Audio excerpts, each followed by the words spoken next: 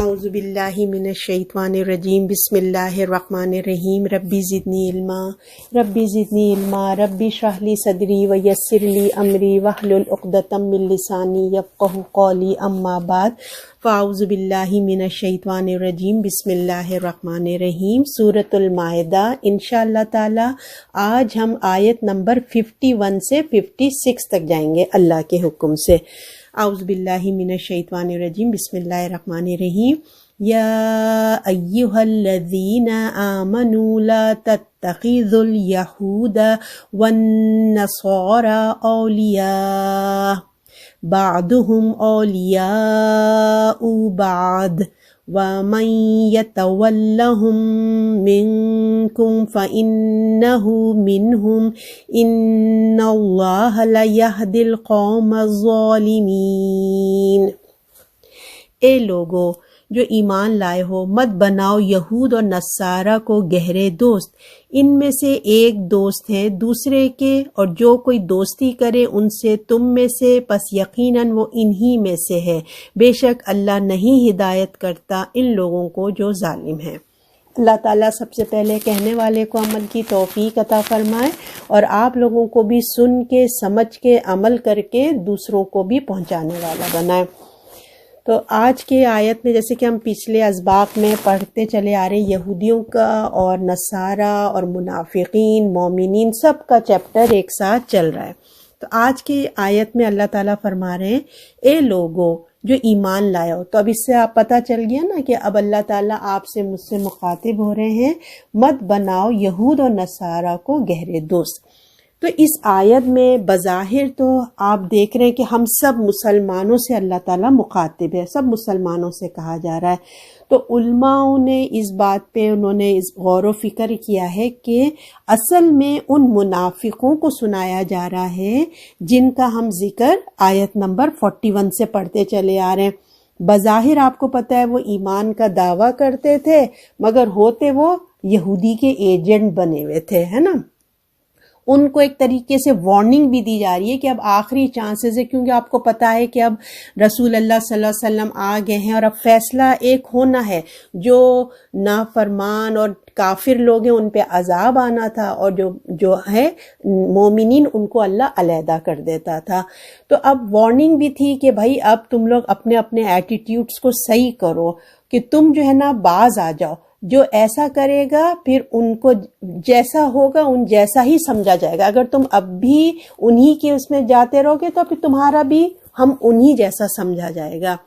تو یہاں پہ یہی بتا رہے ہیں اے لوگوں جو ایمان لائے ہو، مت بناؤ یہود اور نصاروں کو گہرے دوست، ان میں سے بعض ایک دوسرے کے دوست ہیں۔ یہود و نصارہ کی اللہ تعالیٰ نے کہا دوستی کو مت تلاش کرتے پھرو۔ ایک طریقے سے دیکھیں یہ نصیحت کی جا رہی ہے ہم سب کو نا، چاہے وہ منافقین، کیونکہ مسلمانوں میں کمزور ایمان والے زیادہ ہیں، مضبوط تو ہم نے دیکھا کہ بہت کم ہوتے ہیں، میجورٹی تو کمزور ایمان ہے نا، تو کمزور ایمان والوں میں ہی منافقت پلتی بڑھتی ہے۔ تو ان کو ایک نصیحت کی جا رہی ہے کہ دیکھو یہود و نصارہ کی دوستی مت تلاش کرو، وہ تمہارے دوست نہیں ہو سکتے۔ تو یہ ان کی جو تم آپس میں دوستی دیکھتے ہو نا، یہود اور نصارہ کی آپس میں دوستی، جویش اور کرسچن کی، مشرکوں سے دوستی ہے، تو جو تم ان کو ایک ساتھ دیکھتے ہو نا، یہ اس وقت تک ہے جب تک ان کا کوئی مطلب یا غرض ہے، یعنی کہ جو ان کی آپس کی جو دوستی ہے نا، یہود نصارہ ہندو کافر جتنے بھی لوگ ہیں جو آپس میں ان کی دوستی نا، وہ کوئی دوستی نہیں ہے، وہ صرف ان کو ایک دوسرے کا غرض ہے، ایک دوسرے کے کام نکلتے ہیں، صرف ان کی ایک دوسرے کی غرض ہے۔ تم سمجھ رہے ہیں بڑے سینسیئر ہے، بڑی محبت ہے، ایسا کچھ بھی نہیں ہے۔ جو بھی تم کچھ دیکھتے ہو یہ اس وقت تک ایک دوسرے کی دوستی قائم ہے جب تک ان سے ایک دوسرے کا مطلب نکل رہا ہے۔ تو تم ان کے ساتھی مت بنو، جو ان کا ساتھی بنے گا وہ تو کیا ہوگا، ان جیسا ہی ہو جائے گا، تمہارے اندر بھی وہ کوالٹیز آنا شروع ہو جائیں گی۔ بات یہ نہیں ہے کہ وہ کافر ہیں، اللہ تعالیٰ کہہ رہے ہیں دیکھو وہ کافر تو ایک ہے اپنی جگہ، مگر اصل چیز جو ان کے اندر کی جو خود غرضی ہے نا، وہ بہت خود غرض ہیں، لوگ ہیں صرف اپنا ان کو فائدہ چاہیے، ان کو لوگوں سے مطلب نہیں، بس میرا فائدہ، بس اتنی خود غرضی ہے۔ تم بھی ان جیسے کیا ہو کہ خود غرض بن جاؤ گے، ان کے ساتھ رہ گئے۔ تو اللہ نے تمہیں مسلمانوں، تم کو اللہ نے بڑا اعلیٰ اخلاق کا تمہیں بنایا ہے، اخلاق کے لحاظ سے تمہیں بلند مرتبہ کیا ہے۔ تم اپنے ساتھ سب کا بھلا چاہتے ہو۔ مسلمان یہ ہے کہ وہ صرف سیلفش نہیں ہوتا کہ میں نہیں، بلکہ وہ اپنے ساتھ سب کا بھلا چاہتا ہے، خود بھی جنت میں جانا چاہتا ہے اور دوسروں کو بھی آگ سے بچانا چاہتا ہے۔ اور یہ صرف مسلمان اپنی ذات کے لیے نہیں جیتا، اس کا ایک مشن ہوتا ہے۔ تو تم یہ مت خیال کرنا کہ تم ان سے مل کر ان میں بھی اپنا جیسے بنا لو گے۔ تم سمجھ رہے ہو ان یہود و نصاراؤں سے دوستی کر کے ہم انہیں بہت اچھا بنا لیں گے، ایسا تم خیال مت کرو، کیونکہ اللہ جو ہے نا ظالموں کو سیدھا راستہ نہیں دکھاتا، کیونکہ وہ ظالم ہے، اللہ کے ساتھ نافرمانی کی ہے، وہ ظالم ہے۔ اللہ ظالموں کو سیدھا راستہ نہیں دکھاتا۔ یہ لوگ ظالم ہیں اس لیے کہ یہ اپنے فائدے کے سوا کچھ نہیں دیکھتے۔ تو اللہ تعالیٰ یہاں بتاتے ہیں کہ آواز نہیں آ رہی ہے؟ اچھا تو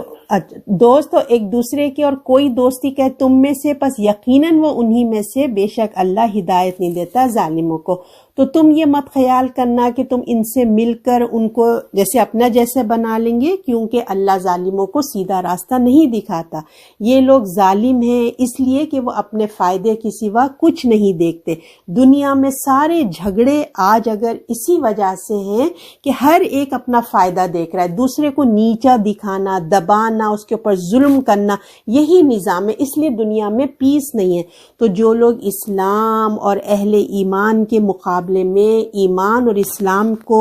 دشمنوں کو اپنا دوست بنائیں گے، اپنے ایمان کو، اہل ایمان کو چھوڑ کے، اسلام کو چھوڑ کے، اسلام کے دشمنوں کو جو اپنا دوست بنانا چاہتا ہے، اپنے آئیڈیل بنانا چاہتے ہیں، اپنے رول ماڈل بنانا چاہتے ہیں، وہ خود دراصل اپنے اوپر ظلم کرتے ہیں۔ اور ایسے ہی لوگوں جو ہیں کامیاب نہیں ہوں گے، اس لیے کہ انہوں نے حق پر سیدھا راستہ چلنے والوں کو چھوڑ کر کس کو رول ماڈل بنا لیا؟ جس کو اللہ نے ناپسند کیا ہے اس کو بنا لیا۔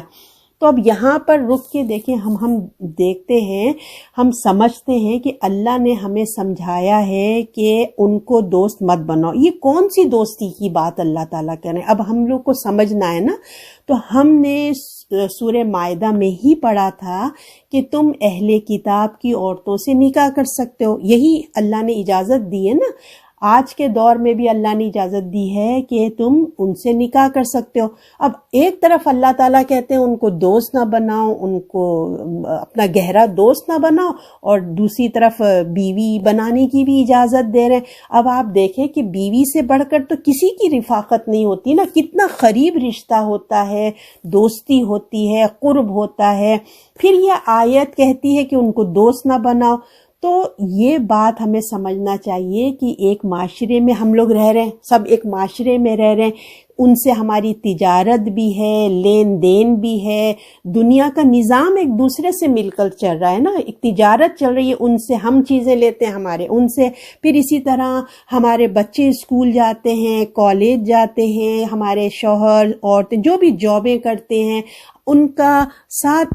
ساتھ ہے نا۔ جو نان مسلم ممالک میں رہتے ہیں تو مشرک ہیں، ہندو ہیں یا عیسائی ہیں، جوئش ہیں، سب سے ان کا ساتھ ہے۔ پھر ہمارے پڑوس بھی ہوتے ہیں ان کا۔ تو ہمیں سمجھنے کی بات وہاں پہ اللہ تعالیٰ یہاں یہ بتاتے ہیں کہ یہ یاد رکھو کہ یہ سب تو کچھ ہوگا، اصل چیز جو ہے ہم کو جو بتانے کا مقصد یہ ہے کہ جس کے لیے اللہ نے سختی سے ہمیں روکا ہے وہ یہ ہے کہ تم ان کی دوستی نہ بڑھا لو، ان کے عقائد اپنے اندر نہ لے لینا، تمہارے اندر ایسا نہ ہو کہ ان کی دوستی، ان کا معیار اتنا تمہارے اندر چڑھنا، ان کا رنگ تمہارے اوپر رنگ چڑھنا شروع ہو جائے اور تم ان کے عقائد میں چلے جاؤ، ہے نا، شرکیہ میں چلے جاؤ، ان کی شرکیہ دین کی ایکٹیویٹی میں تم حصہ لینا شروع کر دو، ان جیسے بننا شروع ہو جاؤ، ہے نا۔ ہم نے بھی کرسمس پہ پتہ چل رہا ہے گھر سجانا شروع کر دیا ہے، ہم نے بھی کرسمس پہ ٹری لا کے رکھ دیا، ان کے عقائد بھائی کیا پڑوس والوں کو خوش کر رہے ہیں۔ ایسا نہیں ہو کہ تم ان کی دوستی میں اتنا بڑھ جاؤ کہ تم اپنے دین کے عقائد کو پیچھے رکھ کے ان جیسے تم بننا شروع ہو جاؤ۔ تم اپنے دوست کی دوستی میں اتنا بڑھ گئے، اس کو خوش کرنے کے لیے تم نے اس جیسے عقائد کو اپنا لیا ہے، نعوذ باللہ۔ اور پھر تمہاری دوستی میں ایسا نہ ہو کہ تم مسلمانوں ان کا کلچر اپنانا شروع کر دو، تمہارے اندر ان کا کلچر ہی اڈاپٹ کر لو، تم ان کو رول ماڈل ہی بنا لو، اور تمہاری دلی دوستی نہیں ہونی چاہیے، یعنی کہ تم کو اپنی ایسا نہ ہو کہ تم اتنا ٹرسٹ کرنے لگو کہ اپنے دین کے راز، آپ کو پتا ہے نا کہ رسول اللہ صلی اللہ علیہ وسلم، ہم اس زمانے کو بھی دیکھتے ہیں، رسول اللہ ایک پورا ایک منصوبہ بنایا جا رہا ہے، جنگوں میں جایا جا رہا ہے، ایک پورا پلان بنا کرتا تھا، اب پتا چل رہا ہے کہ اس نے یہاں سے سارا سن لیا کہ مسلمانوں کا یہ پلان ہے، اس جگہ سے جائیں گے، یہاں حملہ کریں گے، اور کیونکہ اس کو اپنے دوست سے بڑی دوستی ہے، کفار سے جا کے سارا راز بتا دیا کہ ہمارے یہاں تو تم لوگوں پہ نا اٹیک کرنے کا یہ ایسا سا پلان بن رہا ہے۔ تو اللہ نے کہا ایسا نہیں کرنا، ایسی کوئی دوستی نہیں پالنی کہ تم اپنے جا کے سارے راز ان کو بتا دو۔ اور پھر دیکھیں قومی راز بھی ہوتے ہیں، وطن کے راز بھی ہوتے ہیں، وہ تمہاری دوستی، دلی دوستی ایسا نہ ہو کہ تم ان کو اپنے ملک کے، اسلامک ملک کے قومی راز جو ہے تم دوسروں کو بتا دو۔ یہ راز تو آپ کی بیوی کو بھی نہیں بتانا چاہیے اور مسلمان کو بھی نہیں بتانا چاہیے، کیونکہ یہ ایک امانت ہوتی ہے راز۔ تو ان دونوں چیزوں کی سختی سے منع کیا گیا، یعنی کہ تمہاری دوستی کا کیوں منع کیا؟ تمہارا کلچر ان کا کلچر نہیں اڈاپٹ کر لینا، تم ان کی دینی مذاہب کی ایکٹیویٹی تمہارے اندر نہ آئے، اور اپنے دین کے جو راز ہیں، جو قومی راز ہے اسلامک کنٹری کی، جا کے ان کے اوپر ظاہر نہ کر دینا، جس سے تمہاری دین اور دنیا دونوں تباہ ہو جائیں۔ تو اب ہم کو کیا کرنا چاہیے؟ کیونکہ میں نے آپ کو جیسے بتایا ہم ایک ہی معاشرے میں رہ رہے، ایک ہی جگہ ہمارا بزنس ہے، سب کچھ ہے، تو ہمارے اندر اللہ نے یہ نہیں کہا کہ تم اپنے دین سے، اپنے اخلاق سے گر جاؤ، تمہیں اپنا اخلاق اچھا کرنا ہے۔ ہمیں عام زندگی کے روز جو مرہ کے معاملات ہیں، مدد ہے، خیر خواہی ہے، ضرورت ہے، جو کچھ بھی ہم ان کی مدد کر سکتے ہیں، اپنے اخلاق کو بلند رکھتے ہوئے ہم ان کی مدد کریں گے، ان کے معاملات میں ان کو خیر خواہی کریں گے، ان کو کسی کی ضرورت ہے، ہم ان کو کوئی وقت ہے، ایسا برا وقت آ گیا، ان کو مالی طور پہ ہم ان کی مدد کریں گے، ہم ان کی فزیکلی طور پہ ان کی مدد کریں گے، ہمارے پڑوس میں کوئی بیمار ہے ہم ان کی عیادت کریں گے، ان کو ہاسپٹل جانا ان کو ہاسپٹل لے جائیں گے، جو بھی ہم کر سکتے ہیں ہم ان کی مدد کریں گے۔ ان کے ساتھ اگر جج بنے ہیں ہم، عدل و انصاف ہے تو ہم ان کو عدل و انصاف کے ساتھ بھی ہم ان کے ساتھ کام آئیں گے، اور اپنے اخلاق اچھے رکھیں گے۔ تو یہ تمام چیزیں ہم نے کرنا ہے، کیونکہ ہمیں اپنے اچھا اخلاق اور کردار سے دنیا میں دین کا پیغام ہم نے پہنچانا ہے نا، یہ ہماری ذمہ داری ہے امت مسلمہ کی۔ اگر ہم اس ذمہ داری کو بھول کر اور صرف دوستی میں اپنے دین کو گنوا بیٹھے، ہم نے تمام باتیں بھول گئے اور بس اتنی دوستی یاری کر لی، اتنا اپنا ان کا کلچر اپنایا کہ اپنا ہی دین ہاتھوں سے گنوا بیٹھے، ان جیسا بن گئے، ان کے رنگ میں رنگ گئے، ان کے کلچر میں رکھ گئے، ان کے کلچر کو اڈاپٹ کر لیا، جو انفارچونیٹلی آج کل ہو رہا ہے۔ ہمارے بچے انہی سے انسپائر ہوتے ہیں، انہی کو اپنا رول ماڈل بنا رہے ہیں، ان جیسے کپڑا، پہناوا، ہر چیز ویسا کر لیا ہے۔ تو اللہ تعالیٰ کہہ رہے ہیں اگر تم نے یہ سب کرنا ہے، اپنا اسلام، اپنا دین چھوڑ کے، اپنے مسلمانوں کو چھوڑ کے تم نے یہی سب کرنا ہے، تو تم ظالم ہو، اور اللہ ظالموں کو پسند نہیں کرتا۔ اللہ نے کہا پھر تم ان جیسے ہی ہو، اور اللہ ظالم لوگوں کو ہدایت نہیں دیتا۔ تو اللہ تعالیٰ امت مسلمہ پہ، مجھ پہ، آپ پہ، ہمارے بچوں پہ، ہماری نسلوں پہ اللہ حفاظت فرمائے، اور ہمیں اپنے دین کی جو خوبصورتی ہے، دین کا جو ہمارا ہے، ہم اس سے انسپائر ہوں، نہ کہ یہ کہ ہم ان سے انسپائر ہو۔ اللہ تعالیٰ اپنی حفاظت میں رکھے۔ اب آیت نمبر 52، اس میں کہا جا رہا ہے پس دیکھے گا تو انہیں، ان کے بیچ میں دلوں کی بیماری ہے، دوڑ کر گھستے ہیں ان میں اور کہتے ہیں ہم ڈرتے ہیں کہ ہم پہنچے ہم کو مصیبت، پس قریب ہے کہ اللہ آئے اس پہ، قریب ہے کہ اللہ آئے ساتھ فتح کے، یہ کسی حکم کے اپنے پاس سے، پس ہو جائے اوپر ان کو چھایا ان کے اوپر، بیچ میں دلوں میں ان کے پچھتانے لگے۔ اچھا، یہ وہی منافقوں کا ہی ذکر چل رہا ہے یہاں پہ بھی، منافقوں کی باطل کی جو کیفیت ہے نا، کہ بظاہر تو وہ بڑے مسلمانوں میں آ کے بیٹھتے ہیں اٹھتے ہیں، مگر ان کے اندر کی جو کیفیت ہے وہ بتائی جا رہی ہے۔ آپ صلی اللہ علیہ وسلم اور آپ کی ساتھیوں کو بتایا جا رہا ہے کہ دیکھو ان کے دل کی بیمار ہیں، وہ دل کے بیمار ہیں، اور ساتھ میں وہ بزدل بھی ہیں، اور اس لیے کہ دونوں طرف وہ اپنا نا بنا کے رکھنا چاہتے ہیں، کیونکہ ان کو کانفیڈنس ہی نہیں، نہ دین اسلام پہ پورے آتے ہیں، نہ وہاں سے ان کی دوستی چھوڑتے، تو آدھے تتر بتیر ہوئے ہیں، آدھے ادھر لٹک رہے ہیں، آدھے ادھر لٹک رہے ہیں۔ اس لیے کافر و مسلمان دونوں سے بنا کر رکھ رہے ہیں کہ ایسا نہ ہو کہ حالات کس طرح سے ہو، حالات کیسے ہو، موقع کیسے ہو، جس طرح جو اسٹرانگ ہوگا بس ہم اس طرف چلے جائیں گے۔ ایسے لوگ جو ہوتے ہیں وہ دل کے مریض ہیں، ان پر دنیا کی شان و شوکت روب چھایا ہوا ہے، ابھی ان کے دل پہ اللہ کی عظمت کا احساس نہیں ہوا ہے، ایمان کا، اسلام کا، ان کو یہ عظمت نہیں ہے، وہ تو بس دنیا کے مفادات کے پیچھے ہوتے ہیں، وہ اللہ کی شان و شوکت سے واقف ہی نہیں ہے۔ اسلام آپ کو پتہ ہے نا کہ اس وقت جو ہے اسلام تیزی سے بڑھ رہا تھا اور اس کے فتح ہونے کے بہت زیادہ چانسز بھی تھے، اور ادھر جو ہے کفار کا پلہ بھی بہت بھاری تھا۔ آپ کو پتہ ہے جنگ بدر اگر مسلمانوں نے جیتی تو جنگ احد کفار نے جیت گئی، مطلب برابری کا معاملہ چل رہا تھا، کبھی وہ اپ ہو جاتے تھے، کبھی یہ اپ ہو جاتے تھے، تو کبھی مسلمان فتح یاب ہوتے تھے تو کبھی کفار۔ تو ابھی جو ہے نا پکچر جو ہے وہ کھل کے سامنے نہیں آئی تھی کہ کون فیوچر میں سپر پاور بنے گا، کیونکہ جو مومنین تھے نا، جو پکے مومنین تھے، ان کو تو اپنے اللہ پہ یقین تھا، کیونکہ اللہ کے رسول موجود تھے اور پتا تھا کہ اسلام ہی کو فتح ہوگی۔ مگر جو منافقین تھے، کمزور ایمان والے تھے، جو بزدل تھے، ان کو تو وہ ڈاما ڈول ہی رہتے تھے، کبھی ادھر بھاگتے کبھی ادھر بھاگتے، تو اس لیے کیا کرتے تھے وہ مخالفین دونوں طرف اپنے تعلقات، انہوں نے منافقین نے دونوں طرف اپنے تعلقات بنا کے رکھے تھے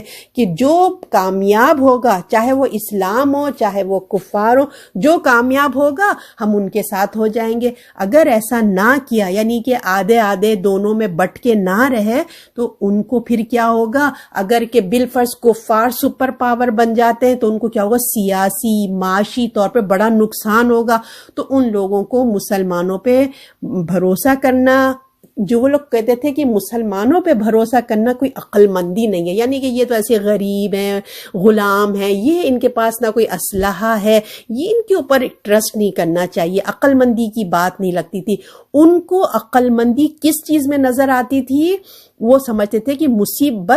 مصیبت کے وقت جو سہارا سپورٹ جو بنیں گے نا، وہ یہود اور نصارہ بن سکتے ہیں، ان کے پاس ٹیلنٹ ہے، پاور ہے۔ ان کو یہ نہیں پتا کہ مسلمانوں کے پاس تو ان کا رب ہے، اس وقت اللہ کے رسول موجود ہے، کیونکہ ان کا ایمان ڈاماڈول تھا نا، نہیں تھا، وہ تو بس یہودیوں کی شان و شوکت اور دنیاوی مال و دولت پہ وہ زیادہ فخر کرتے تھے، تو اس لیے وہ دوڑے بھاگے جو ہیں وہ یہودیوں میں گھستے تھے جا کے، اور اللہ نے ان جیسے لوگوں کو وارننگ دے دی کہ ابھی بھی وقت ہے، سنبھل جاؤ، اب قریب ہے کہ وہ وقت کے مسلمانوں پر اللہ فتح دے، دیکھو ابھی بھی وقت ہے، تم سدھر جاؤ، ان قریب اللہ تعالیٰ جو ہے وہ مسلمانوں کو فتح دے گا، کامیابی دے گا اور غلبہ دے گا، اور کیا معلوم اس سے بڑھ کر بھی اور دے، فتح یابی سے بھی بڑھ کر اور دے، اور پھر کیا ہوگا؟ منافقین، تم اپنے جو کمزور مسلمان ہیں یا منافقین ہیں، بزدلو، تم میں اپنے دل میں پچھتاوے ہوں گے، تو ابھی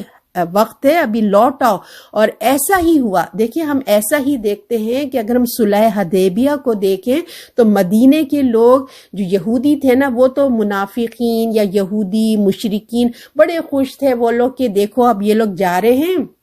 یہ آپ کو یاد ہے نا صلح حدیبیہ عمرہ کرنے جا رہے ہیں، اب مشرکین تو ان کو کبھی بھی نہیں چھوڑیں گے، یہ مٹھی بھر مسلمانوں کو تو ختم کر دیں گے۔ تو مدینے والے یہودی اور منافقین سب یہ سوچے بیٹھے تھے، بڑے یہ لوگ گئے ہیں، دیکھنا بھی کوئی زندہ آئے گا نہیں، سب مر جائیں گے۔ مگر اللہ تعالیٰ نے صلح حدیبیہ کے ذریعے سے مسلمانوں کو بڑی کامیابی عطا فرمائی۔ پھر ہم آگے دیکھتے ہیں کہ اللہ تعالیٰ نے مسلمانوں کو فتح مکہ عطا فرمائی، سارے عرب میں مسلمان مسلمان چھا گئے. اور اس سے بھی آگے ہم دیکھتے ہیں جب جنگ تبوک کا موقع آیا تو منافقین تو یہ پکا سوچ لیا کہ ارے یہ تو اتنے بڑی قوم سے, اتنی بڑی پاور, سپر پاور سے لڑنے جا رہے ہیں, ارے یہ تو مٹھی بھر مسلمان ہیں, ان کو تو سپر پاور پاؤں کے نیچے کچل دے گی. اب کیا کرتے, جھوٹے موٹے بہانے کر کے, جھوٹ ووٹ بول کے جنگ میں ہم شریک نہیں ہو سکتے, ہمارا یہ پرابلم, ہمارا یہ پرابلم, یہ ایسی ایسی باتیں کر کے کہ ان مسلمانوں نے تو آنا نہیں ہے, یہ تو خود بھی مریں گے, ہمیں بھی مار رہے ہیں. لیکن اللہ تعالیٰ نے یہ بتا دیا کہ مسلمانوں کو بغیر لڑائی کے, جنگ تبوک میں بغیر لڑائی کے مسلمانوں کو بہترین کامیابی ہوئی. مسلمان تمام عرب پہ چھا گئے, بلکہ پوری دنیا پہ چھا گئے, یہودیوں پہ غالب آ گئے. اللہ نے ان کو اتنا دیا. اور پھر اب منافقین کیا ہے, جب دیکھا مسلمان تو سپر پاور بن گئے ہیں, اب وہ دل ہی دل میں شرمندہ ہوئے, اور لوگوں نے دیکھا ہے اللہ اور اس کے رسول اسلام کو, مسلمانوں کو اللہ نے کامیابی دی ہے. اب آیت نمبر 53 اس میں کہہ رہے ہیں اور مسلمان کہتے ہیں کہ یہ وہی لوگ ہیں جو تاکید سے قسمیں کھاتے تھے اللہ کی, اور ہم تمہارے ساتھ ہیں, ان کے اعمال برباد ہو گئے اور پھر وہ نقصان پانے والے رہ گئے. اب اللہ تعالیٰ مسلمانوں کو, ان منافقوں کا حال بتا رہے ہیں, انہیں اللہ تعالیٰ ان کے دل کا حال بتا رہے ہیں. اس وقت کی ایک پکچر اللہ تعالیٰ کھینچ کے بتا رہے ہیں. اس وقت کا اظہار تعجب اللہ نے بتایا ہے کہ جب ان کا سارا راز فاش ہو جائے گا, جو منافقوں کی جو پرسنالٹی جب کھل کے سامنے آ جائے گی, تو وہ کیا تھے اندر سے, کس طرح سے مسلمانوں کو بے وقوف بناتے تھے, کس طرح سے مسلمانوں کے درمیان آ کے بیٹھتے تھے اور کہتے تھے, قسمیں کھا کے کہا کرتے تھے, ہم تو تمہارے ساتھ ہیں, ہم تو تمہارے ہی ساتھ رہیں گے. بڑے زور و شور سے قسمیں کھا کے کہتے تھے, یقین دلاتے تھے کہ ہم تمہارے ساتھ ہیں. اور مقصد ان کا کیا ہے کہ منافقین کو جھنجھوڑا, مقصد یہاں پہ یہی ہے کہ منافقین کو جھنجھوڑا جا رہا ہے. تو اب مسلمانوں کی یہاں کیفیت بتائی جا رہی ہے کہ ارے یہ وہی لوگ ہیں, یہ تم وہی ہو, یہ تم وہی منافق, تم وہی لوگ ہیں جو بڑے قسمیں کھا کے بتایا جا رہا ہے, اور تمہاری یہ کیا حالت ہوئی ہے. تو اصل اللہ تعالیٰ کا مقصد یہ سب کھول کے بتانے کا یہ کہ ابھی بھی وقت ہے, تم اپنے رویے ٹھیک کر لو. ان کو جھنجھوڑا جا رہا ہے کہ تم اپنے آپ کو ٹھیک کر لو. کب تک تم چھپاتے رہو گے, ایسے جھوٹے باتیں کرتے رہو گے, ایک دن سب تمہاری اصلیت جو ہے نا وہ سامنے آ جائے گی. اور جب سامنے آ جائے گی تو اللہ تعالیٰ کہہ رہے ہیں کہ تمہارے اعمال برباد ہو جائیں گے, نقصان اٹھانے والوں میں سے ہو جاؤ گے. انسان دیکھیں کتنا برا سے برا بھی کیوں نہ ہونا, وہ اچھے کام ضرور کرتا ہے, کوئی بھی ہو,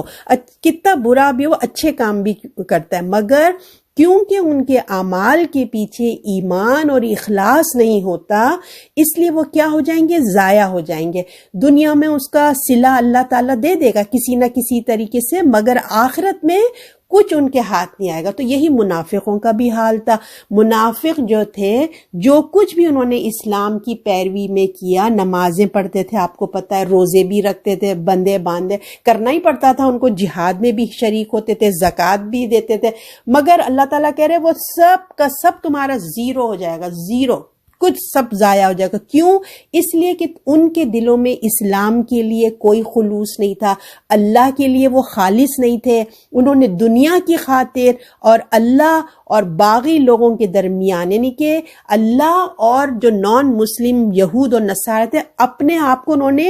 ڈیوائیڈ کیا ہوا تھا, آدھا کیا ہوا تھا. مسلمان تو وہ ہے نا کہ پکے ایک اللہ کے ہو جاؤ, ڈیٹ سٹ, مگر یہ کیا تھے, آدھے ادھر آدھے ادھر ہوتے تھے, اپنی زندگی انہوں نے گزاری. تو اس حقیقت پر دنیا میں, یعنی کہ اس حقیقت دنیا میں پردہ ڈلا ہوا تھا نا, جو وہ سمجھ رہے تھے کہ سب صحیح ہے. اب کیا ہوا, قیامت میں سب کھل کے سامنے آ گیا. اللہ جو ہے ان کو بتا دیا تمہارے تمام اعمال راغ بن کے ضائع ہو گئے, کیونکہ اس میں تمہارا خلوص نہیں تھا, تمہارا انٹینشن نہیں تھی, اللہ کے لیے نہیں کرتے تھے, تم تو دنیا کو دکھاوے کے لیے کرتے تھے. تو ایسے لوگوں کے اعمال اللہ آخرت میں ضائع کر دے گا. تو اللہ تعالی ہمارے دلوں کو ریا, نفاق اور ہر چیز کے برائیوں سے بچائے, اور ہمارے دل کو اخلاص پہ جوڑ دے پروردگار. اب آیت نمبر 54 اس میں اللہ تعالیٰ فرما رہے, اے ایمان والو تم میں سے جو کوئی اپنے دین سے پھرے گا تو اللہ عنقریب ایسی قوم کو لائے گا، اللہ ان کو چاہتا ہے اور وہ اللہ کو چاہتے ہیں۔ مسلمانوں پر نرم دل ہے، کافروں پہ زبردست ہیں، اللہ کی راہ میں لڑتے ہیں اور کسی کے الزام سے نہیں ڈرتے، اور یہ فضل اللہ دیتا ہے اس کے جسے چاہتا ہے، اللہ کشائش خبردار ہے، جاننے والا ہے۔ اب اللہ کی طرف سے ایک وارننگ بھی ہے اور خوشخبری بھی اس آیت میں چھپی ہوئی ہے۔ اب اللہ تعالیٰ سب مسلمانوں کو متوجہ کر کے کہہ رہے ہیں، اے مسلمانوں سے کہا جا رہا ہے اے ایمان والو، لیکن خالص، میں نے آپ سے کہا نا، خالص ان منافقوں کو بھی سنایا جا رہا ہے جن کا ذکر ہم پچھلی آیتوں میں پڑھتے چلے آ رہے ہیں۔ تم میں سے جو کوئی بھی اپنے دین سے پھر جائے گا، اب یہ ایک وارننگ دی جا رہی ہے، تم لوگ کیا دھمکیاں دے رہے ہو، اسلام کو چھوڑ دو گے، مرتد ہو جاؤ گے، پلٹ جاؤ گے تو ہو جاؤ۔ اللہ تعالیٰ کہہ رہے who cares، اگر تم اللہ اور اپنے دین کی خدمت کے لیے تم ایسے لوگوں کو کھڑا کرو گے، یعنی کہ تم چاہتے ہو کہ تو اگر تم پھر جانا چاہتے ہو تو پھر جاؤ، تو اللہ بھی اپنے دین کی خدمت کے لیے ایسے لوگوں کو لائے گا، ایسے لوگوں کو کھڑا کرے گا جس کو اللہ پسند کرتا ہے، اور وہ بھی اللہ کو پسند کرتے ہیں، وہ بھی اللہ کے ساتھ پرخلوص محبت کرنے والے۔ اگر تمہیں آج اپنے دین اسلام کی قدر نہیں ہے، تم اپنے دین کو چھوڑنا چاہتے ہو، دین کو پلٹ جانا چاہتے ہو تو پلٹ جاؤ، تم کو اللہ نکال کے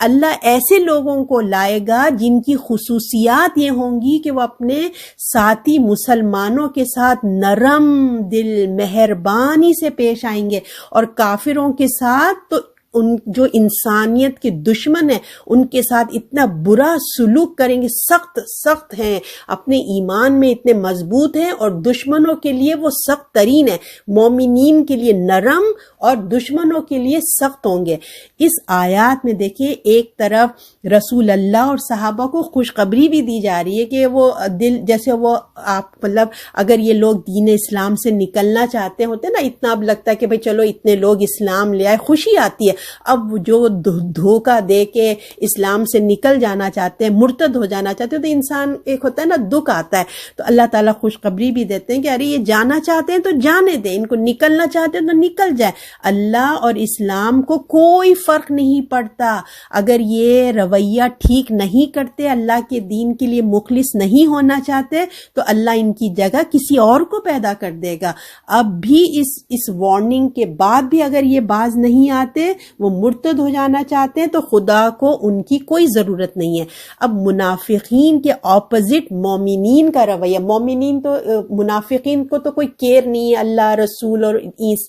اسلام سے، اب ان کی حرکتیں کیا تھی، اب ان کے مد مقابل اپوزٹ مومنین کا رویہ اللہ تعالیٰ بتا رہے ہیں کہ دیکھو وہ دین کے علم بردار ہے، کیونکہ ہے نا اب سپر پاور ہے مسلمان، اللہ کے زمین پر وہ اللہ کے گواہ ہیں۔ کیسے ہو سکتا ہے کہ ان کی کوالٹی کتنی خوبصورت ہوگی، کیسی ہونی چاہیے، کیا ہونی چاہیے؟ ان کے سامنے ایک آئینہ رکھ رہے، نہیں کہ اب اللہ تعالیٰ منافقوں کے سامنے ایک آئینہ رکھ دیا کہ جس میں وہ اپنے آپ کو اچھے سے دیکھ لیں کہ وہ کیا ہیں اور مومنین کیسے ہوتے ہیں، ان کو اپنے عیب نظر آئیں۔ پہلی خصوصیات جو ابھی اللہ ان سے بتا رہا ہے کہ وہ خدا ان سے محبت کرے گا، جو اللہ تعالیٰ جو نئی لوگوں کو لائے گا اللہ کو وہ پسند ہوں گے، خدا محبت کرے گا، اور پلس میں وہ ریٹرن میں بھی خدا سے محبت کریں گے۔ یعنی منافقین کو یہ آئینہ دکھایا جا رہا ہے، یہ واضح بتایا جا رہا ہے، یعنی کہ تم تو خدا سے محبت نہیں کرتے، اگر محبت کرتے تو ایسی حرکتیں تو نہیں کرتے نا، نہ تم خدا سے محبت کرتے ہو نہ اللہ تم سے محبت کرتا ہے، خدا تم سے بیزار ہے اور تم خدا سے بیزار ہو، تم بھی خدا کو پسند نہیں کرتے، اللہ بھی نہیں پسند کرتا، مگر جو مومنین ہیں اللہ بھی ان کو پسند کرتا ہے اور وہ بھی اللہ بھی ان کو وہ بھی پسند کرتے ہیں۔ اللہ کی محبت کا جو معیار ہے نا، جو اسٹینڈرڈ ہے، وہ مال و دولت، خوبصورتی، نام و نسب، شکل و صورت نہیں ہے، بلکہ اللہ تو ایمان دیکھنا چاہتا ہے، عمل دیکھنا چاہتا ہے، اخلاق اور کردار اور اخلاص دیکھنا چاہتا ہے، نبی کی سنت پر تم کتنا چلتے ہو وہ دیکھنا چاہتا ہے، مگر تم تو اللہ اور اس کے رسول کو چھوڑ کر، مومنوں کو چھوڑ کر تم تو یہود اور نصارہ کی دوستی چاہتے ہو۔ اور دوسری صفات اللہ نے مسلمانوں کی یہ بتائی کہ وہ نرم خواہ ہیں، نرم مزاج ہیں، فرما بردار ہیں۔ مومن کی ذہانت، اس کی اسمارٹنس، اس کی قابلیت، اس کا مال، اس کا جسمانی زور، کسی بھی طرح سے وہ اپنے مومن بھائی کو تکلیف نہیں پہنچاتا، اس کو ستاتا نہیں ہے، اس کو اپنے انڈر کنٹرول دباتا نہیں ہے، استعمال نہیں کرتا، بلکہ اپنے مومن بھائی پر پرخلوص ہوتا ہے، نرم ہوتا ہے، اپنے محبت کرتا ہے۔ اور کفار پہ، اور وہی مومن جو ہوتا ہے جہاں مسلمانوں پہ نرم دل ہوتا ہے، اور اسی وقت کفار پہ اس کے برعکس ایمان کی پختگی اتنی ہوتی ہے کہ وہ پتھر کی چٹان کی طرح ہوتا ہے۔ اگر کفار، یہود و نصارہ مسلمانوں کو اپنے مقصد کے لیے استعمال بھی کرنا چاہیں نا، ان کو مال اور اقتدار کا لالچ دیں کہ ہم تمہیں اتنا مال دیں گے، ہم تمہارا یہ پوسٹ بنا دیں گے، بس تم جو ہے نا ہماری پسند کا جو ہے تم فیصلہ کرو، ہم جیسا چاہتے ہیں ویسا کرو، کوئی بھی لالچ دیں، تو مومنین جو پکے مسلمان ہوتے ہیں وہ ان کی لالچوں میں نہیں آتے ہیں، وہ اپنا ایمان کا سودا نہیں کرتے ہیں۔ اللہ سے جو کیا ہوا وعدہ ہے، پیغمبر سے جو کیا ہوا وعدہ، وہ کا چٹان، پتھر کی طرح، چٹان کی طرح وہ اپنے ایمان پہ، اپنے وعدے پہ، اپنے قول پہ جمے رہتے ہیں۔ وہ بکتے نہیں ہیں کہ تم چند پیسوں کے ٹکے بک نہیں جاتے جیسے کمزور مسلمان بک جاتے ہیں۔ ہم خود دیکھ رہے ہیں کہ عدالتوں میں کیا ہوتا ہے، پیسے دو اور فیصلے تبدیل کر دو، لیکن جو پکا مسلمان ہوتا ہے اس کو اپنی آخرت کی فکر ہوتی ہے، وہ چند پیسوں کی لالچ میں نہیں آ جاتا۔ اور کفار ان کو اپنے کسی مقصد کے لیے وہ استعمال کر ہی نہیں سکتے۔ کفار کو یہ احساس ہو جاتا ہے کہ یہ مسلمان جو ہے نا، یعنی کہ جو خالص مسلمان ہیں، ان کے بارے میں وہ گمان کر لیتا ہے کہ یہ مسلمان مر جائے گا مگر ہمارے ٹریپ میں نہیں آئے گا، وہ لالچ کو قبول نہیں کرے، وہ دباؤ میں بکے گا نہیں ہے، وہ دب نہیں سکے گا۔ مومنین اللہ کے دین کی تبلیغ اور قتال دونوں کرتے ہیں۔ جو مومنین ہوتے ہیں وہ اللہ کے دین کے لیے قتال بھی کرتے ہیں اور اپنے دین کی تبلیغ بھی کرتے ہیں۔ ان صفات کو بیان کرنے کا دیکھیے مقصد یہی ہے کہ منافقین جس طرح مسلمانوں کو دھوکہ دینے کے لیے بہت اپنے آپ کو اسمارٹ سمجھتے تھے کہ ہم نے تو مسلمانوں کو دھوکہ دے دیتے ہیں، رسول اللہ کو دھوکہ دے دیتے ہیں، اور یہود و نصاروں کے ہاتھوں میں نرم جی ان کے آگے بے جان سے ہو کے بیٹھ جاتے ہیں۔ وہ سمجھتے ہیں مسلمان بے وقوف ہیں جو ہم ان کو بے وقوف بنا لیتے ہیں۔ مسلمان اپنے سادہ لو اور ایمان کی وجہ سے، اچھے اخلاق کی وجہ سے ان کے منہ پہ بتاتے نہیں تھے، خاموش ہو جایا کرتے تھے رسول اللہ۔ وہ سمجھتے تھے یہ لوگ بے وقوف ہیں اس لیے ان کو بے وقوف بنا رہے ہو۔ یہود اور نصارہ سمجھتے تھے بڑے اسمارٹ ہیں، بڑے دماغ والے ہیں، ان کے آگے وہ کٹ پتلی بن کے ناچتے رہتے تھے اور ان کو وہ جیسا چاہے اپنے لیے یوز کرتے رہتے تھے۔ تو اللہ تعالیٰ نے جو مومنوں کی خصوصیات میں یہ بھی بتایا ہے کہ وہ لوگ کسی کے معاملات کی پرواہ نہیں کرتے تھے کہ کوئی ہمیں کیا کہہ رہا ہے، کون ہمیں طنز کر رہا ہے، کون ہمارے معاملات میں روڑے اٹکا رہا ہے، بلکہ وہ طاقتور بن کے اٹھتے تھے، کسی کے دباؤ میں نہیں آتے تھے۔ کوئی طنز مارے، کوئی کچھ کہہ رہے، ان کو جب انہوں نے فیصلہ کر لیا کہ میں دین پہ چلوں گی یا چلوں گا تو بس چلوں گا۔ اگر ہم نے اسکارف لے لیا، کوئی ہمارا مذاق اڑا رہا ہے، گھر والے بول رہے ہیں، یہ نہیں کہ ان کی باتوں میں آ کے ہم نے نکال دیا، نہیں، بس انہوں نے جب اللہ کے لیے فیصلہ کر لیتے ہیں تو وہ فیصلہ کر لیتے ہیں، ٹھیک ہے نا۔ تو وہ اللہ کے دین پر جم جاتے ہیں، اتنا ان کا ایمان کا پاور ہوتا ہے، وہ پیچھے مڑ کر نہیں دیتے کہ لوگ کیا کہہ رہے ہیں، ہماری محفل میں ہمارے خاندان والے لوگ کیا کہہ رہے ہیں۔ تو ان شیطانی وار سے وہ نکل جاتے ہیں، اللہ کی مدد سے وہ اس شیطانی وار سے نکل جاتے ہیں۔ یہ اللہ کی توفیق سے ہی ممکن ہوتا ہے، یہ اللہ کا فضل ہے اپنے بندوں پہ جو اللہ کے حکم کے فرما بردار ہوتے ہیں، ان کو اللہ اپنے فضل سے دیتا ہے، اور اللہ واسع علم والا ہے۔ تو اللہ ہم کو بھی اپنا فضل عطا فرمائے، آپ کو بھی، مجھے بھی۔ تو دیکھیں ہمارے لیے آج کے اس میں لیسن ہے کہ آج ہمارے یہاں بھی جو ہے نا یہ ذمہ داری ہے، یہ آپ کی میری، کیونکہ ہم امت مسلمہ ہیں، آپ کی میری ذمہ داری ہے کہ دعوت دین لوگوں تک پہنچانا ہے۔ یہ میں بہت دفعہ آپ لوگوں کو کہہ چکی ہیں، ہر ایک کا اپنا اپنا سرکل ہے، ہمارا سرکل ہمارا گھر، ہماری دوستیں، ہمارے خاندان والے، جن سے آپ کا رابطے رہتے ہیں، پہنچانا ہے۔ جب ہم ان سے ہو کے نکلیں گے تو پھر جو حکومتیں ہوتی ہیں وہ ان کی ذمہ داری ہے وہ ایک ملک سے دوسرے ملک میں اپنے دین کا پیغام پہنچائیں۔ یہ حکومتیں ہیں جو یہ کام کرنا ہے، تو ہر ایک اپنے اپنے دائرے میں اپنی ذمہ داری کو ہمیں نبھانا ہے۔ تو اب اللہ تعالیٰ یہاں یہی فرماتے ہیں کہ ہمارے اندر بھی مومنوں